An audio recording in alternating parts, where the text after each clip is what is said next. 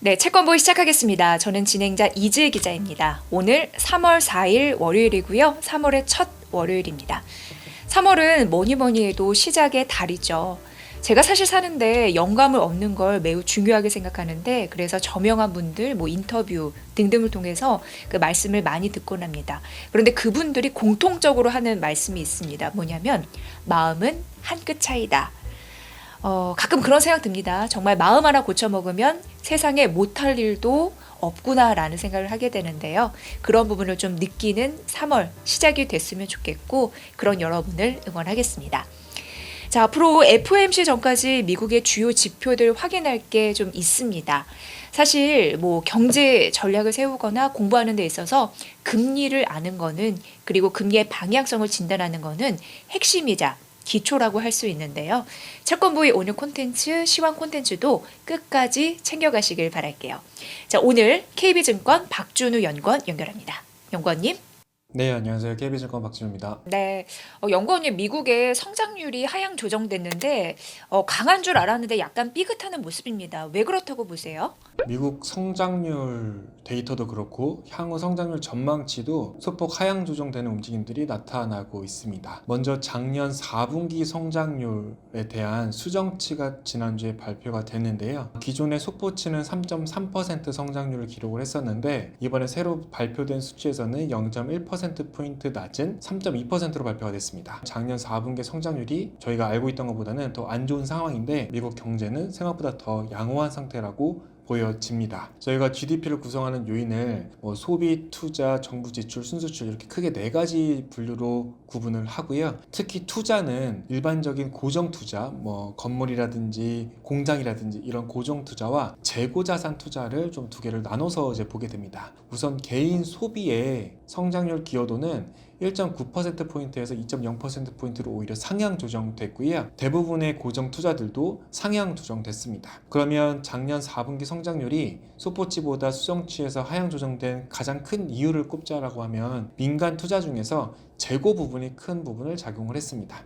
결국 재고 투자, 재고 증가가 오히려 작아지면서 재고가 감소하면서 성장률을 깎아먹은 효과가 있었다라고 볼 수가 있겠습니다. 근데 이제 소비와 투자와 달리 이 재고라는 것은 굉장히 등락이 큰 항목이거든요. 그래서 저희는 보통 재고가 몇 년 연속 감소한다든지 혹은 몇 년 연속 증가한다든지 이런 트렌드들은 사실 잘 나타나지 않고요. 등락폭이 굉장히 큰 항목입니다. 그래서 저희가 보통은 재고를 빼고 성장률이 어떠한지를 보기도 하는데, 그런 관점에서 본다라고 하면 미국의 성장률은 재고 투자가 부진했지만 그 외에 개인 소비라든지 다른 공장, 아파트, 건물 투자 이런 부분들은 굉장히 양호한 상태다라고 요약을 할 수가 있겠습니다. 근데 지난주 발표된 4분기 성장률은 기존 추정치보다는 하향 조정됐지만 실제 데이터를 보면 나쁘지 않았다라고 요약을 할 수 있겠는데, 최근에는 올해 1분기 성장률 추정치도 하향 조정되는 일들이 좀 나타났었습니다. 대표적으로 애틀란타 연이 발표하는 GDP 나우에 따르면 올해 1분기 성장률 추정치가 3%대에서 2.1%대까지 급락하는 현상이 지난주에 나타났습니다. 그런데 사실 이 애틀란타 연은만 보면 안 되고 다른 여러 가지 추정치들도 함께 봐야 됩니다. 예를 들면 올해 1분기 성장률 컨센서스는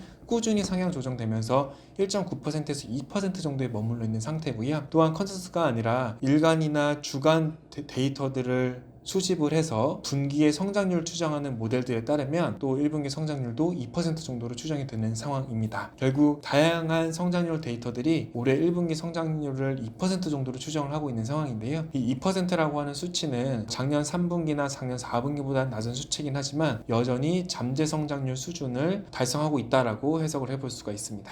최근에 성장에 대한 기대가 눈높이가 조금 낮아진 것은 맞지만, 이게 어떠한 경기 둔화로 이어진다라기보다는 경기가 과열되지도 않고 빠르게 식지도 않는 그런 뜨뜻미지근한 경제 상황이 이어지고 있다라고 요약을 해볼 수가 있겠습니다. 이번 주에도 미국 경제에서 중요하게 보는 고용 지표가 발표가 됩니다. 1월에 고용이나 임금 상승률은 강력했잖아요. 몇 면을 따져보면은 또 차별화는 되지만요. 자, 그렇다면 미국 노동시장의 분위기는 좀 어떻게 감지가 되고 있는지 궁금한 대목입니다. 지난달 비농업 고용 기준까지 보면 사실은 미국의 고용 시장은 굉장히 견조한 것으로 파악이 됩니다. 비농업 고용자 수가 3개월 평균 기준으로 거의 30만 건에 육박을 하고 있고요. 사실 이 비농업 고용이라는 것이 월간으로 얼마나 새로운 고용이 창출되는지를 의미를 하는데 한 10만 건까지 내려가야 미국 경제 고용이 급격하게 감소하고 있다. 고용 증가세가 감소하고 있다. 이렇게 해석을 해볼 수가 있을 텐데 그 수준과는 굉장히 거리가 먼 상황이기 때문에 고용 숫자 자체는 전월보다 줄어들겠지만 사실 고용시장이 탄탄하다는 데에는 큰 변화가 없을 것으로 예상이 됩니다. 그런데 최근에 다시 주목받고 있는 경제 데이터 중에 하나가 이 미국의 베버리지 곡선이라고 하는 그림입니다. 베버리지 곡선은 X축은 실업률이고 Y축은 구인율 데이터를 함께 나타난 데이터입니다. 이 데이터를 놔두고 학계에서는 논쟁이 재작년부터 있었습니다. 연준에서 가장 대표적인 이사 중에 한 명인 월러 이사는 연준이 기준금리 인상을 해서 인플레이션을 안정시키는 과정에서 실업률이 크게 높아질 필요가 없다라고 주장을 했었습니다. 즉 인플레이션 안정에 꼭 침체가 동반될 필요는 없다라고 주장을 한 거죠. 반면에 레리 서머스와 같은 학계의 거장들은 사실은 기준금리 인상을 하게 되면 과거에 그래 왔듯이 이번에도 결국에는 실업률이 급증할 수밖에 없다라고 주장을 해왔었는데 이 베버리지 곡선에 따르면 지금까지는 이제 서머스 전 재무장관의 말보다는 월러 이사의 발언이 미국 경제에 조금 더 부합하는 것으로 확인이 되고 있습니다. 즉 이 구인율이 빠르게 낮아지면서 실업률은 높아지지 않고 있는, 즉 최근의 데이터들을 보면 Y축만 빠르게 감소하고 있는 상황들이 관찰이 되고 있거든요. 이 인플레이션을 잡는 과정이 꼭 실업률의 상승이 아니라 구인율, 노동 수요를 줄임으로써 달성 가능하다라고 월러 이사는 기존 줄곧 주장을 해왔고, 실제 미국 경제를 보면 인플레이션이 작년에 빠르게 낮아졌지만 침체는 전혀 발생하고 있지 않잖아요. 그래서 그런 부분을 감안했을 때는 월러 이사의 발언대로 노동시장에 큰 충격 없이 인플레이션도 낮아지고 있는 과정이다라고 해석을 해볼 수가 있겠습니다.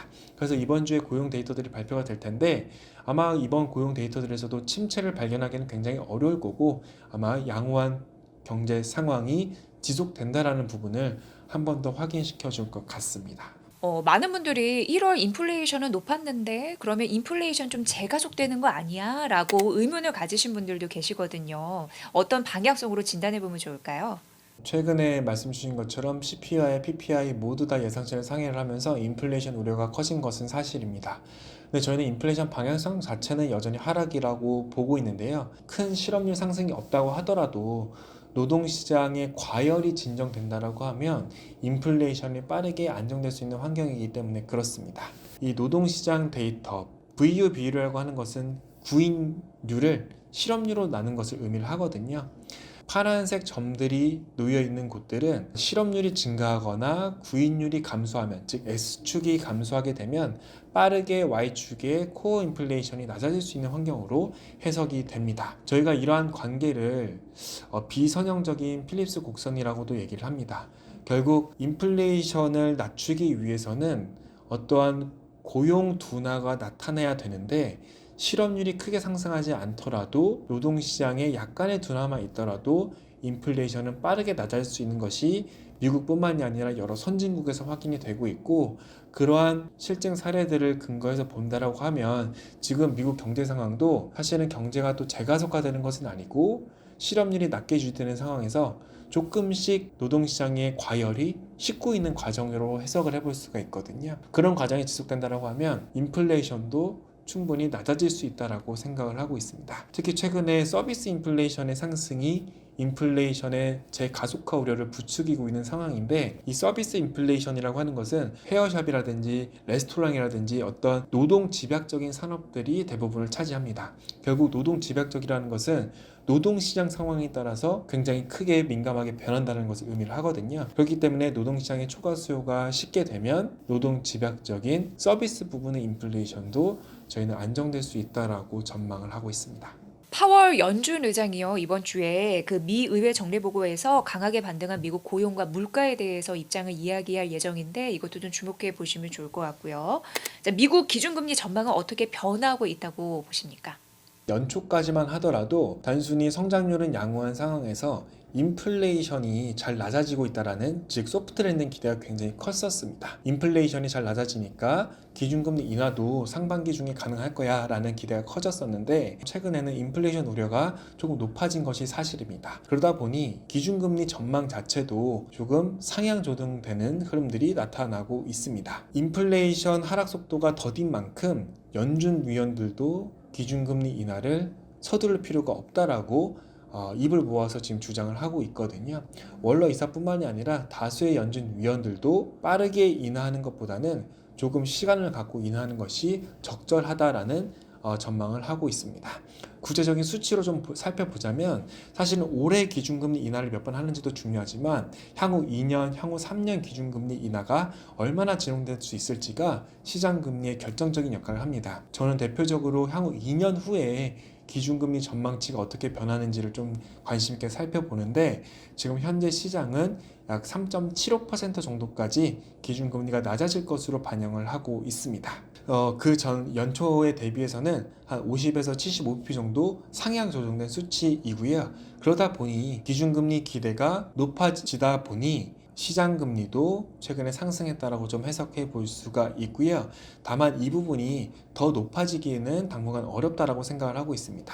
물론 3월 FOMC라는 변수가 있긴 하지만 그 시기가 좀 지나고 나면 인플레이션도 결국 안정될 것이라는 전망을 저희가 갖고 있기 때문에 기준금리 인하 기대가 여기서 더 큰 폭으로 축소되기, 즉 기준금리 전망치가 더 크게 높아지기보다는 현 수준에서 보합 수준을 기록을 하다가 3월이 지나고 나면 기준금리 인하 기대가 다시 커질 것으로 전망을 하고 있습니다.